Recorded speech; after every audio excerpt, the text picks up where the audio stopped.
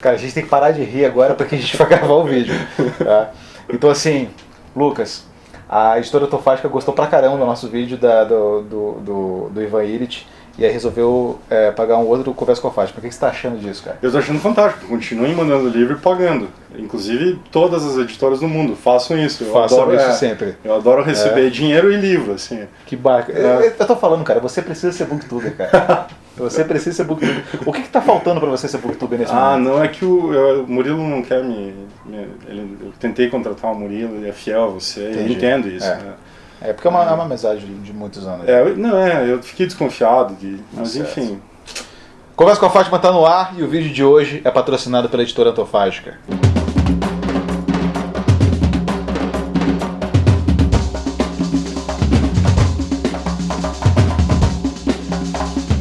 Livro de hoje, Werther, do Goethe. Como é que fala? Você que fala alemão melhor do que eu. Goethe.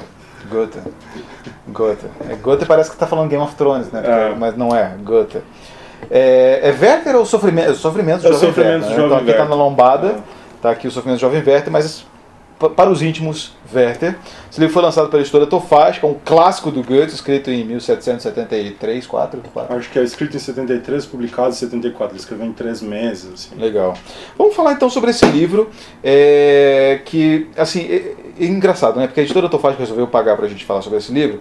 E esse é um livro que as pessoas realmente deveriam pagar pra gente falar, porque se você não vê um vídeo depois sobre esse livro, você fica tendo ideia super errada sobre ele, né? Você fica achando que esse aqui é o emo, né? Antes do negócio, né? Você fica achando que é um menino emocionado, que morreu e tal.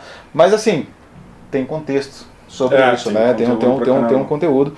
Então achei muito legal. Então obrigado à editora Autofágica aí por ter acreditado em mais um episódio do Conversa com a Fátima. Vamos começar falando, cara, começando desmistificando um dos rótulos clássicos desse livro, que esse livro aqui é um livro romântico, né? Então a gente estava me falando que esse não é um livro romântico, é um livro precursor aí do movimento conhecido como romantismo. Aí, porque na divisão, a gente no colégio, por quem leu, eu li a primeira vez, acho que eu tinha uns 12, 13 anos, eu li no colégio.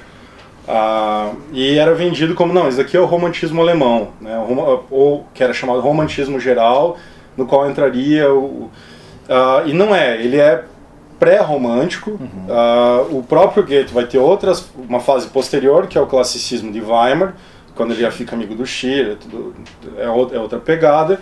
Depois tem ainda a passagem pelo classicismo, e aí aparece na história o movimento romântico, final do século XVIII, começo do século XIX, com outros nomes como Schlegel, Schleiermacher, Novalis, Hölderlin de alguma forma, a influência grande do Fichte, enfim. Esse pessoal é romântico e é parte do romantismo, aí também tem 2 fases, mas enfim, não importa. O que importa aqui é que isso é pré-romântico. É o movimento Tempestade e Ímpeto, ou Sturm und Drang. Entendi. Já vou avisando que nesse vídeo eu vou basicamente levantar a bola para o Lucas cortar todas as vezes. Não só porque o Lucas manja mais de literatura do que eu, como também essa é a tese do pós-doc dele, né? Então, assim, tá indo de encontro ao nosso... né? Então, assim, tipo, obrigado, Autofágica, por financiar um negócio que, tipo, o menino fica estudando aí o ano inteiro para tirar uma titulação que vai saber para que ele vai usar. Eu acho que para nada, na verdade. Mas, enfim... Tá indo bem, né? Ele é mais novo do que você. Tem quantos anos agora, Lucas? 31. Tá com 31 anos aí, cara, já fazendo um pós-doc, né? Eu só tenho uma graduação que mal eu fiz, então assim, tamo aí, né?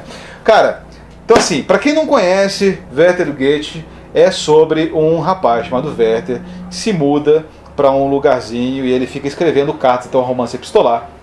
Ele tá escrevendo cartas a um amigo dele, que é o Wilhelm, e ele vai pra um lugar chamado Valheim. Você vê como o alemão é uma língua escrota, né? Então tem o Wilhelm e tem o Valheim, e ele conhece uma menina chamada Lotte, que é a Charlotte, que é a Charlotte, né?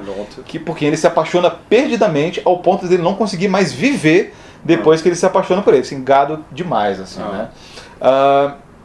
O livro, ele então é um romance epistolar, e ele é um livro amplamente considerado, assim, tipo, das pessoas que leem ele, assim, e não manjam muito do contexto, falam assim, pô, esse cara é muito emocionado, é um emo, não sei o quê. Mas, assim, primeira provocação que eu vou falar, por que as pessoas não respeitam tanto o sofrimento do jovem Werther, mas respeitam, por exemplo, o suicídio mútuo de Romeu e Julieta, que foi escrito antes, e parte de uma mesma incompreensão sobre o que seja o amor. Né? Porque a gente tem uma ideia de que o amor. A Lotte não correspondeu ao amor do Werther, então o cara é muito trouxa de se matar. Mas assim, dá a entender que ela corresponde sim, mas por ela viver dentro da lógica alemã, que é uma lógica muito mais certinha, porque o Romeu e Julieta são italianos. Italiano é tipo, não sei o que, vamos se matar. Né? Ela é super burguesa. Super burguesa. Os caras são tipo recatados, belos e dulares, e eles tipo, não tem esse negócio. Enfim. Né? Mas começa com isso. Eu acho que. Porque o que aconteceu? Esse talvez um dos primeiros fenômenos literários da era moderna. Uhum. Porque ele escreve, eu estava comentando com o Murilo, ele escreve e publica, ele fala isso na autobiografia, Dichtung und Wahrheit, que é Poesia e Verdade. Ele fala de que eu escrevi super rápido, 3 meses, e um cara pediu para publicar, e ele fez a impressão e tudo mais, e começou a mandar para a galera, e de repente isso virou um fenômeno, assim. E foi super condenado porque teve o efeito Werther. As pessoas começaram a se matar. Jovens, sobretudo dessa burguesia ou pequena aristocracia, que se matam por efeito da leitura do Werther. Uhum. Então, hashtag efeito Werther. Isso. E acontecia. Tinha famosos pontes, né, que o pessoal ia para se jogar lá e tudo mais, no Rio. Mas isso, por que o incomoda esse suicídio e não tanto o do Romeu e Julieta, me parece? Porque é um suicídio, quando você olha, você fala assim, ele desde o começo está perturbado. Uhum. Não é, a gente tende a pensar, isso também foi vendido talvez na escola, não, é por amor. Mas ele já entra com as primeiras cartas, antes de conhecer a Lotte, perturbado de alguma forma. Você percebe da morte da menina, que ele gostava, mas também ele tem uma espécie de relação com a natureza, com o mundo externo, de afetação, de afecção muito grande. Então tudo que acontece fora afeta ele muito profundamente. Sim, até porque ele é desenhista, né? Então ele tem muito essa coisa de interpretar o mundo na arte dele, né? Ele é um intérprete e um tradutor do mundo ali para o suporte de papel. Então acho que tudo isso causa um pouco isso aí.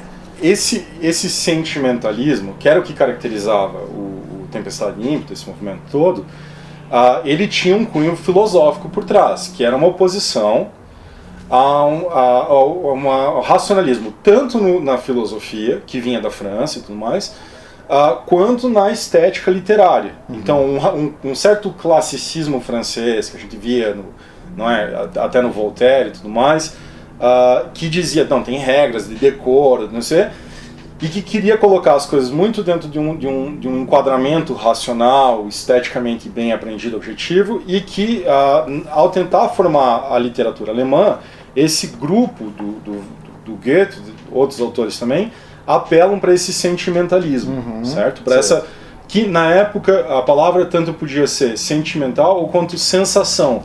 Então é que eles sentem muito profundamente. E o Werther acaba virando uma espécie de exemplo máximo disso, né? Certo. Ele sente tudo. Ele sente a queda de uma árvore, ele sente a paixão pela Lotte, ele sente inclusive o valor moral de ser amigo do noivo da Lotte. E futuro marido da Lotte. Que é o Albert, que eu acho que representa aí o homem iluminista do Voltaire, assim, né? O Albert, ele é um cara, até eu sublinhei uma parte aqui, mas eu esqueci a página que era, mas é justamente quando eles estão conversando sobre o suicídio, e ele fala assim, cara, esse cara, ele fala, eu vou parafrasear Werther aqui de uma maneira terrível agora, porque eu realmente perdi aqui o meu grifo. Mas ele fala assim, cara, o cara ele fala uma coisa e logo em seguida ele coloca uma barreira e uma contraposição, e ele vai botando arestas na fala dele de maneira que não sobra mais nada a não ser uma afirmação da qual você não pode discordar. E ele acha isso terrível. Sim. Porque ele é um cara para quem as coisas deveriam ser passíveis de discussão, e etc. Né? Não deveriam colocar essas arestas assim tão a prioristicamente. Né? E acabar com a contradição, né? Ele quer manter viva a paixão. Ele quer manter viva a paixão, porque a paixão dele é justamente contraditória. Né? Ele é um cara que sofre e é feliz, né? O que é uma coisa antagônica para a nossa percepção do que seja o sofrimento, do que seja o amor. Né?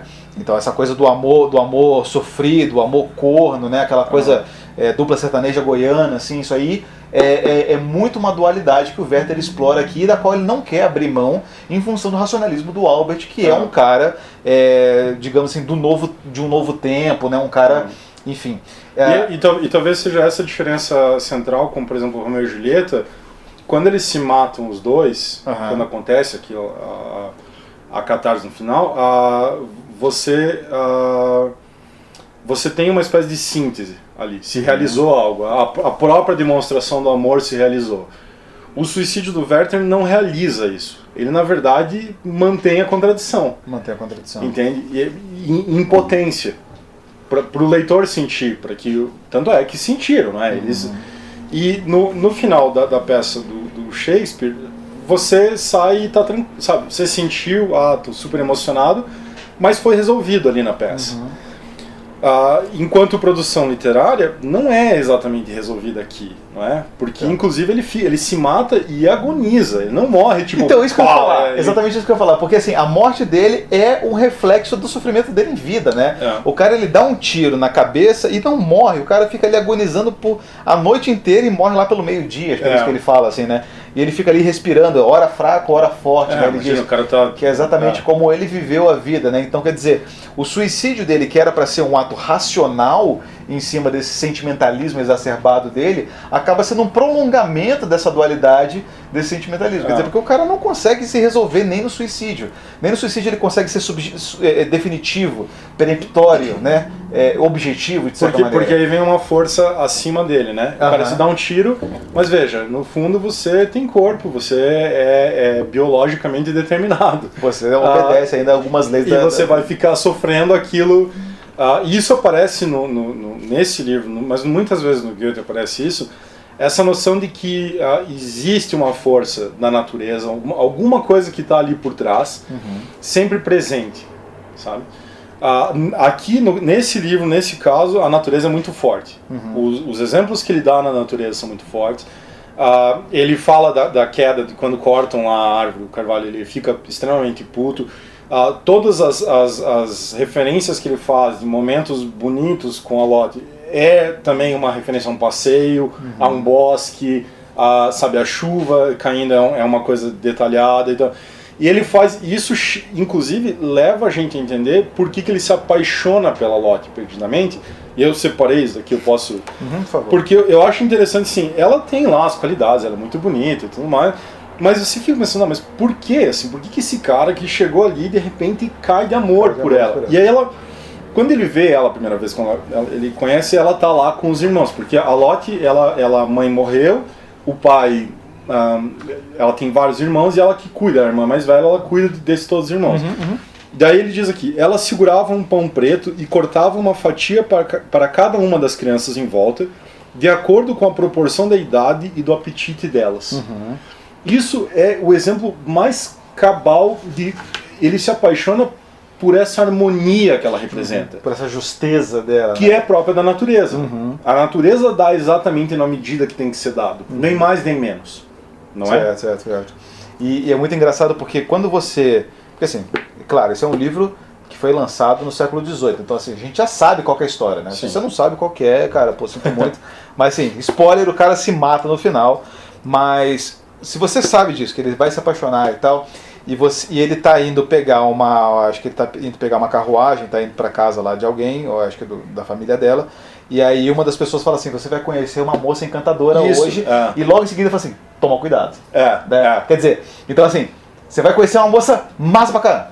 Te cuida, hein, irmão. Quer dizer, assim, essa coisa de você já antever o sofrimento, né, a dor, aquela coisa que está presente no ato de amar uma mulher como a Lotte, né? Então, as pessoas já sabem disso e dela, tem né? aí um recurso literário muito interessante que o Goethe usa, não só aqui, isso aparece no Fausto, por exemplo, certos temas ou ideias que aparecem no Fausto I, ele vai retrabalhar anos mais tarde no Fausto II e tudo mais, que é esse dar uma dica, assim. Então, coisas que aparecem referenciadas ou sugeridas no começo, depois fazem todo sentido no final. A inversão, eu não sei se eles falam aqui no pós-fácil, a professora que traduziu comenta, mas, por exemplo, no começo toda a leitura dele é Homero, ele ama Homero. E aí ele para com Homero e passa por Ossian, que é uma espécie de... Era uma mentira, né? Mas era para ser a tradução de um épico celta, se eu não me engano. Um cara celta. Que foi inventado, na verdade. Foi inventado pelo Macpherson, que era um autor, se eu não me engano, escocês, que diz, eu traduzi isso daqui, mas que virou uma espécie de farol de sentimentalismo para esses jovens alemães. Então, e ele passa, isso é muito bonito, assim, do clássico dos clássicos, Romero, ele passa para o oceano. As leituras que ele faz também indicam certas, sabe? Certo. E principalmente porque o Homero, ele é... muitas pessoas consideram o Homero assim como o começo do que a gente conhece como literatura, porque é a primeira vez em que o homem sente a necessidade de, por meio de uma arte, expressar os seus valores para outros povos, né? Justamente quando você tem consciência de povos ao seu redor e você faz um épico para você mostrar isso aqui é a gente, isso aqui é o grego, a nossa origem. Então, tipo, isso aqui é no que a gente acredita, né? E ele abandona isso em detrimento justamente de um sentimentalismo. Eu ia justamente perguntar isso para você. Alguns ícones perpassam toda essa obra. Um deles é o Ocean, que estava falando agora. O outro são as Tilhas, né? Inclusive, as Tilhas passam por mais de uma obra do Goethe. Está em tudo. Né? Tá em tudo. Então, assim, as Tilhas, elas têm uma referência lendária. Eu queria que você pudesse explicar um pouco isso para os nossos espectadores aí de casa. Então, para quem tiver muita curiosidade com isso, os trabalhos do professor da USP, o Marcos Vinícius Mazzari, A Sombra das Tilhas, agora foi lançado para 34, é muito bom. A Dupla Noite das Tilhas. A Dupla Noite das Tilhas. Eu acabei de ler esse livro, inclusive, é bem bom. Mas o que acontece? As Tilhas são uma representação de um conto, de uma lenda clássica grega, que é de quando Zeus veio pra Terra, acho que estava com Mercúrio, dando bandinha. A gente sabe que Zeus gostava de bandinha, exatamente. Assim, Zeus, basicamente, em toda a mitologia grega, era um dia Zeus estava excitado e vem pra Terra. E aí ele pega o golfe, passa na front das boates, dá uma olhada. Passa, né, que é picura, aquele negócio assim.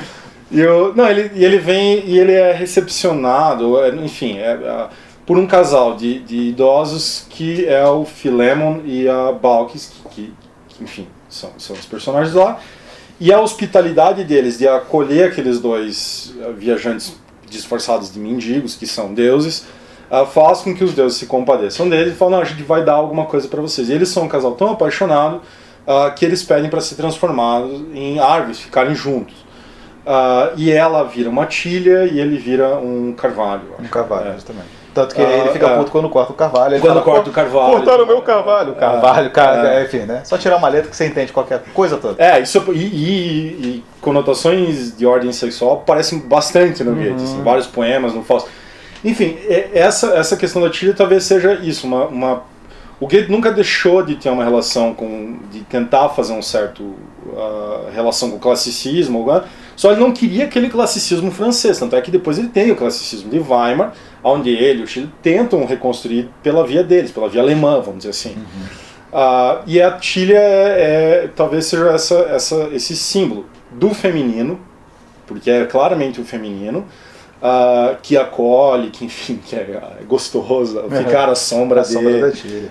E dessa referência clássica grandiosa que aparece, enfim, está nas Metamorfoses e aparece ao longo da obra do Goethe. E de novo tem uma representação de algo ancestral na visão que o Goethe tem, que o Werther tem sobre a natureza, né? Então a gente tem aí o Homero, quer dizer, muitas referências ao nosso primeiro passado simbólico, né? Quer dizer, ao primeiro ato de interpretar o mundo pela via do símbolo que a gente conhece na arte ocidental, que são os gregos, né? O Werther é justamente esse cara que lê o mundo pela via simbólica e não literalmente, não racionalmente, como todo mundo que está à sua volta, né? Então, tipo, ele tem muito isso e ele eventualmente sofre e morre por isso. Porque é interessante ver isso, assim, o nome é os sofrimentos do jovem. O que é exatamente o que são esses sofrimentos? É aquele momento em que ele se dá um tiro, é a paixão pela Lotte, que nem você falou, ela spoiler aqui, ela é correspondida. De algumas maneiras muito sutis ao longo do percurso ali, mas no final ela é correspondida. A Lotte deixa claro que se ela não tivesse noiva, se não tivesse feito uma promessa para a mãe, que se não ela poderia ter ficado com ele. A questão é, o que são esses sofrimentos? É a paixão ou é essa disposição do próprio Werther, da interioridade do Werther, em não conseguir se harmonizar com o exterior? É como se a realidade exterior, e os alemães têm uma palavra que é Wirklichkeit, não é? Que é essa realidade efetiva, essa realidade que é ato, não só potência, como se aquilo ali ele não conseguisse ajustar os termos. Então, de novo, toda a filosofia moderna, não é, desde Descartes, ela tenta ajustar os termos para um lado, para o lado da alma, do espírito, não sei. E esses caras estão rompendo com tudo. A ideia do Goethe aqui é tipo, não tem como você sintetizar, não tem como você achar um meio termo, entendeu?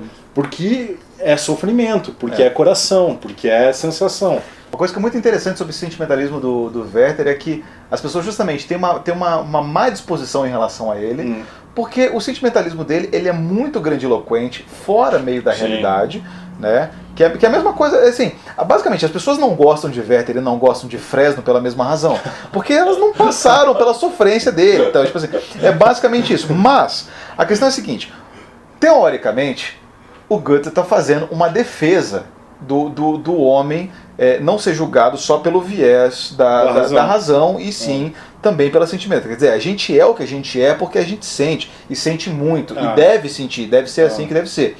Mas você também pode encarar isso como uma crítica à inoperância do homem diante do próprio sentimento. Ou de quando ele é exacerbado. De quando ele é exacerbado. Quando não é controlado. Não é por menos, eu acho que é interessante isso, não é por menos que depois do classicismo tem um tom muito mais sóbrio.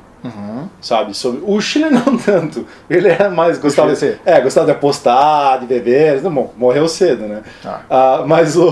Ele é o tal do sentimental, né? Ele tinha essa ingênua e sentimental. Ele era sentimental. Mas o Goethe não, o Goethe parece ter, ele busca sempre encontrar, mesmo quando ele apresenta, por exemplo, um personagem que é extremo, que é intenso ao absurdo, serve esse outro lado da moeda, assim, mas veja, não vai dar, isso aqui não vai acabar bem. Assim. Ele é um cara que ele diante do sentimento dele, ele se torna inoperante pra caramba, mais ou menos no jogo de espelho com, por exemplo, eu gosto muito do cinema do Aki Kaurismäki, que é aquele finlandês, que ele faz personagens extremamente inoperantes justamente pela falta de sentimento, né? Sim. O Koisne, das Luzes no Porto, é um cara que ele fica assim, ó, assim, então a gente vai te matar agora. Então, quer dizer, isso quer dizer, os extremos do sentimentalismo tornam o homem inviável para a vida, né? E uma coisa que talvez seja legal de notar aqui, por uma questão de estrutura literária, narrativa, o sentimentalismo absurdo do Werther não apareceria se ele não estivesse mandando cartas para um cara que é um perfeito burguês. O Wilhelm que é amigo dele, né? É o cara que fala, não entendo, eu falava, o cara podia parar, tem que arranjar um emprego, cara, se acalma, né? E talvez esse espelhismo que tem, esse jogo de espelhos que tem aqui, é uma das grandes vantagens literárias, ou sei lá, descobertas literárias do Goethe nesse livro aqui, de colocar uma oposição que permite ver todas as facetas. Então, tanto assim, a gente tem que dar valor pro coração, pro sentimento. Mas, sabe, se colocar... Inclusive isso é transmutado artisticamente pelo Goethe pelo fato de que o Wilhelm nunca responde uma carta, né? Quer dizer, isso... Ou se responde e perdeu, né? Acho que isso é meio sugerido, assim, não teve Ele narra ali no itálico, ali, nos textos itálicos, aquilo que ele interpreta do final, mas assim, ele é um cara que só julga a posteriori tudo que aconteceu ali, né? Ele não está participando muito do negócio. Dá a entender que está tendo uma troca, né? Pelas cartas do próprio Werther, mas a gente não tem as cartas que o Wilhelm, que também pode ter suopiado, sei lá, essa ideia, o cara organizou, então ele faz o que ele quer. Mas você só tem um lado da versão e depois o lado que é quando está em itálico é o Wilhelm, já deu merda, assim, agora já aconteceu. Entendi. Bom, acho que é isso, né? É um livro fantástico. Mais alguma consideração que você queira fazer? Não, eu acho que se o Goethe reclama, vocês foram olhar só o conteúdo, não olharam a minha forma. Ele fica na autobiografia dele, ele tenta meio que se desculpar pelo monte de gente que se matou. E fala, vocês não entenderam. Desculpa aí que vocês se mataram. O pessoal não entendeu, ficaram puto comigo. Como é que é o negócio da música do Queen que você tava falando? Que é Don't try suicide. Don't try suicide. You're just gonna hate it. Você, tipo, vai ser um saco. Vai ser uma bosta. Nobody gives a damn. Mas eu acho que o que o Goethe queria falar, assim, e é real isso. Tem um trabalho com a forma, absurdamente interessante aqui. Ainda que ele tenha escrito rápido, é um cara novo, né? Mas era alguém que estava trabalhando, estava buscando, e a gente sabe o gênio que o cara é. Então, enfim, ele se mata, ok. Tenta olhar outras coisas. Quando vocês forem ler, tem muita coisa para ser analisada nesse livro, de referências à literatura, referências à natureza, cuidado do Goethe. Ele escrevia sobre natureza, inclusive. Ele tem um texto sobre a botânica, né? E sobre a teoria das cores e tal. Então, assim, tenta olhar para um outro lado que não seja só... Porque eu tenho, pessoalmente, a desconfiança de que se a Lotte se separasse do cara e quisesse, ele não conseguia consumar, sabe? Parece que o cara não quer ficar com ela. Ele precisa da dualidade, ele precisa da dualidade desse sofrimento dele para justificar a existência dele. Você não consegue imaginar ele como uma espécie de burguês pós-trágico, assim. Tipo, aconteceu toda essa merda, mas ela largou. Inclusive, rapidamente, foi tanta assim, o pessoal ficar tão alvoroçado ali com esse livro, que o Nicolai, que era uma espécie de um crítico literário, não sei o que encheu o saco de todo mundo na época, era crítico de todo mundo, ele escreve, acho que são as alegrias do jovem Werther, que era tipo, assim, ele meio que tenta recontar a história e no final a Lotte fica com ele. E aí ele conta, ele é muito feliz, veja, olha que besteira. Que babaquice, né? Isso é tipo aquela coisa que agora o pessoal faz nas escolas, que é tipo assim, não atire o pau no gato, porque isso não se faz, o gatinho é nosso amigo. Não, cara! Tipo, é preciso o sofrimento da violência para você entender as coisas como elas são, né? Enfim, isso o Werther não ia conseguir, não é esse o objetivo, não é esse o objetivo. Muito bom. Murilo leu também, né? Gostou, Murilo, do livro? Murilo tá fazendo assim, ele falou que gostou. Então, cara, queria agradecer mais uma vez a editora Antofágica por ter mandado o livro pra gente e ter acreditado aí mais um episódio do Conversa com a Fátima. Editoras do Brasil inteiro, continuem mandando livros pra gente, continuem bancando os episódios como esse, porque a gente vai valorizar bastante aí o material com discussões riquíssimas por pessoas que manjam de literatura. Beleza? Valeu, galera. Se inscreva no canal, ajuda a gente no Catarse. É isso, um abraço e tchau.